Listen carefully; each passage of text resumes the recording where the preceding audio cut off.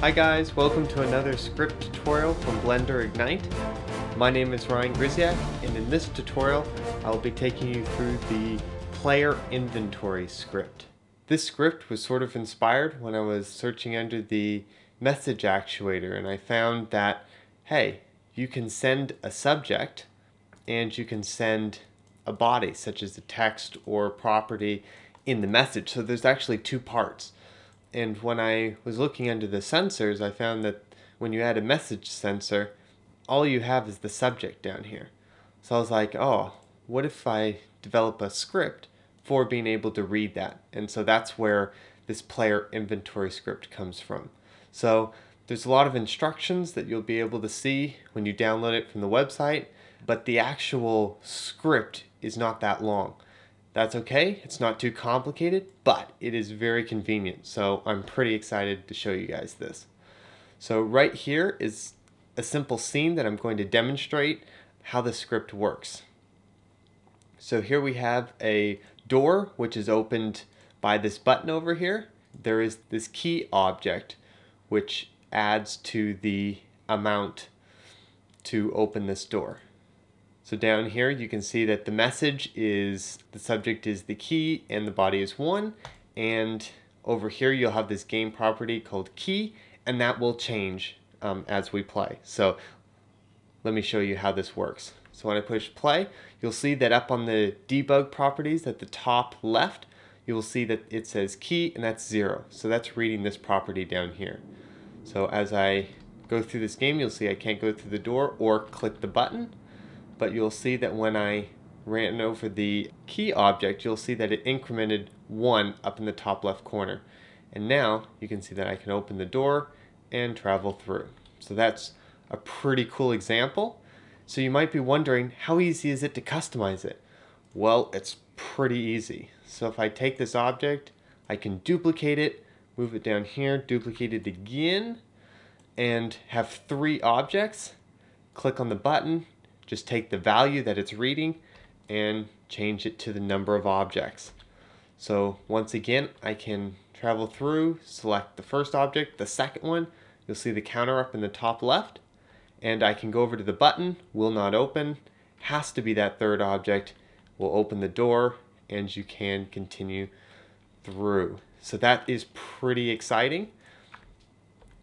I want to show you one more use of this, and that was, say you have like a gun that needs to hold like an ammo clip. So you see here the ammo property, and you'll see that it's set up to read mouse clicks, and it will subtract 1 from this property. So if I start the property with, say, 20 bullets, I can then come over here to this object, change the subject to ammo, come down here to the body, select 20 for the amount of bullets to pick up.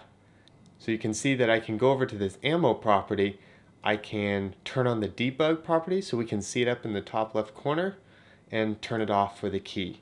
And now when I play, you can see that the ammo is 20. When I click, you can see that it de-increments it, and all the way to when I hit 0. And I can come over here, come over, pick up more, and counter down through this as well. So that way you can pull in ammo packs throughout the game. It could be keys, it could open stuff. You can even use it for enemy health, anything you can think of.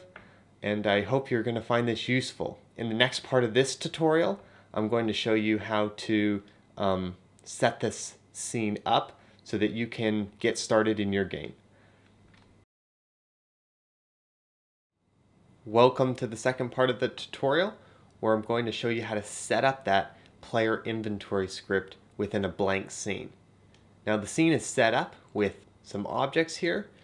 Most of these are cubes that have been scaled down, a few light setups, and we have a scene looking sort of like the one in the previous example. However, none of the actions have been added to anything. I'm going to take you through that right now. So the first step is we want to make this button activated when the player presses it.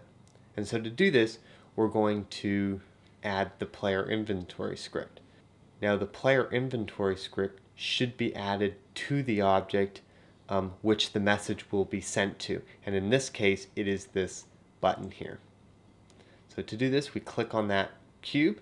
I'm going to add a message sensor and a Python controller. Now, the message sensor needs to have the name called message, and the Python script needs to be set to module to be able to type in the script. Now, the thing about this is, even though it can only read with the name message, no matter how many properties you add down the side here, it will read the names and associate them with the message it's receiving, which means you can have as many properties with one script as you want. So I'm going to activate the true level sensor here, connect it to the Python, and I'm going to bring in that script. So to do this, we're going to go over to the text editor, and you'll see that I had the movement script added here. I'm going to go to text, open text block, and pull in that player inventory script. When I open that, you'll be able to see that script here. Okay, I'm going to move this window over so I can see this name here. I'm going to just highlight it, copy it, place it down here in the module, and type .run, which is the actual module you can see up here of the script. And that will just mean that the script will run a bit faster than in the script mode.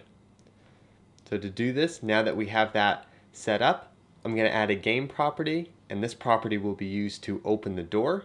So I will call this key and change this to integer. Moving this along here. And so now, when it receives a message called key, it will increment this value here. So I'm going to jump over to the object, to the cone, and when it's going to collide with the material, I'm going to end the object so that it doesn't add it all over again, and I'm going to send a message to that player. Now, the player, the to doesn't really matter because it will send it to whatever object, and I'm going to come over here to the material and call it player. And for the subject, you'll see that this is very important. It needs to match the key property name here, and which is the game property name, which is key. So I'm going to come over here and call it key, and I'm going to, as a value, have it equal to 1. And so that will end the object and send 1 to this key value over here, and we'll increment it. So if I click the debug property, you'll see that when I push play, when I come over, you'll see that it increments that up in the corner. So that's good. Now we're going to, on this button, I'm going to use this property to send a message to the door for it to open. To do this is really easy. Add a property sensor, select the property key, and make it equal to value of 1. And when it is a value of 1, it will send the message to the door.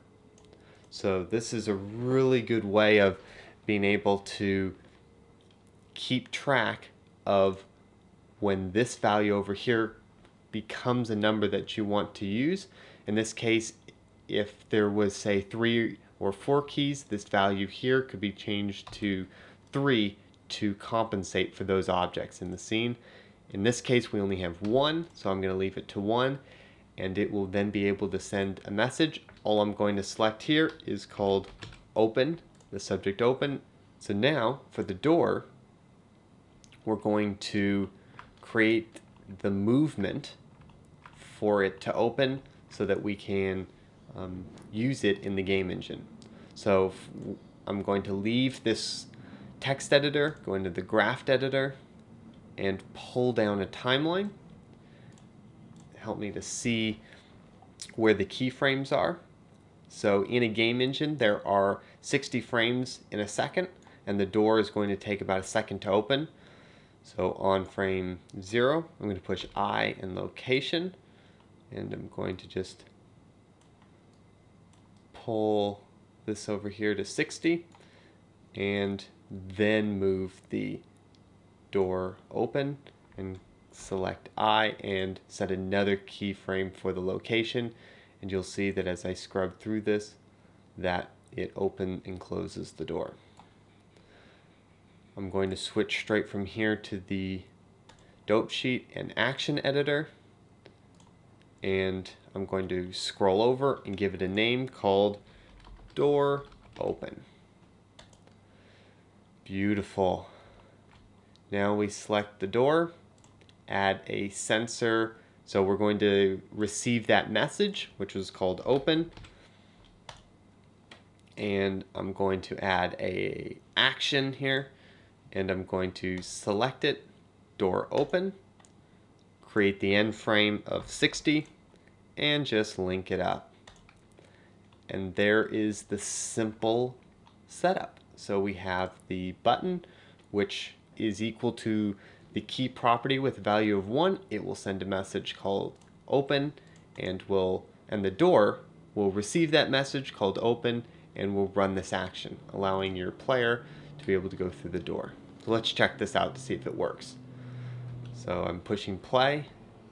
You'll see that I can't open it, but when I go over to the key, you'll see that the door opens straight away.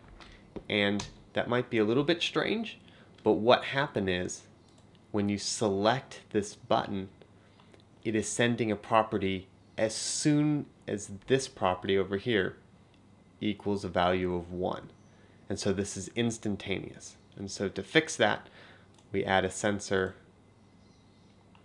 which is called collision, and I'm going to select the material and the player.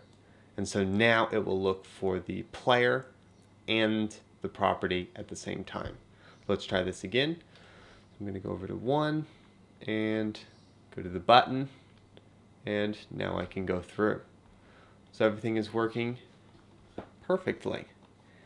I'm going to set up one more example with the ammo pack. So I'm selecting this empty up here, and I'm going to give it a property called ammo. So this value here can be right here. We have a value of 20, so that will be 20 bullets within the ammo clip. And I'm just going to add that message and Python controller, and we're just going to add that script back in. Activate true level, module, player inventory dot run. So you can see here that now we've added the script in, and it will add whatever message we get to this. So I'm going to select the object down here, and instead of key, I'm just going to type in ammo, and under the body I'm going to select 20 for 20 bullets within that ammo pack. And now we're just going to read the property here and create actions. So now we're going to set up the gun-like behavior that you would see if you were creating your game. So now under the sensor, I'm going to add a mouse, and this is going to be left button, and I'm going to add a property which, when connected, what will happen is we're going to add, selecting the property here, and we're going to add a negative value. So a negative value of 1, which means that every time you click, it will take off a number inside the ammo pack. If we select the debug property here, and we come over here and unselect the key property, you see that when we go in the game engine, you'll see the ammo, and every time it's clicked, it will go and count down. You can see that I can go into negative numbers. Now this can easily be fixed by coming down here, property, just connecting that to the mouse sensor, making it equal to the property and making it not equal to value is 0. And that means it will not go below 0. So there we go. We have the clip which we can cycle through, can't go below 0, you can pick up more ammo, and you can have fun throughout the game.